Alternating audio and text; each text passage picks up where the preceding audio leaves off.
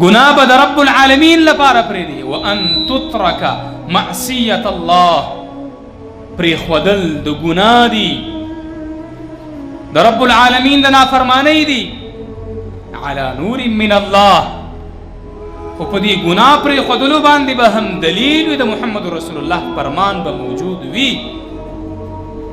او بله تخاف عقاب الله، یریږي به د رب العالمین د عاقبتنا، د جزانا، د رب العالمین د سزانا، چې چېرته مې رب العالمین په دې ګناه باندې راونیسي. دې ته تقوا وایي.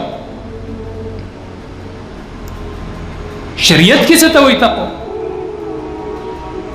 نو شریعت کې مختلف تعریفونه راغلي. بهترین تعریف یې دا دی ان یجعل العبد، چې دا بنده وګرځي بینه، په مابین د خپل ځان کې، و بین الله، او په مابین د الله تعالی کې، وقایتا، یو ډال، یو قیا، یو علاقه، یو بند رب العالمین او د دې په منځ کې وګرځېږي. خدا په څه باندې کېږي؟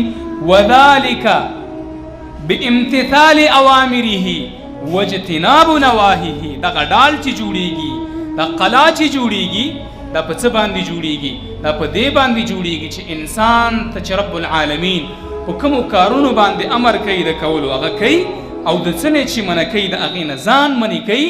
نو دغه انسان حقیقي تقوادار دی د الله نه یېرېږي. الله څه وایي سوره ال عمران کې؟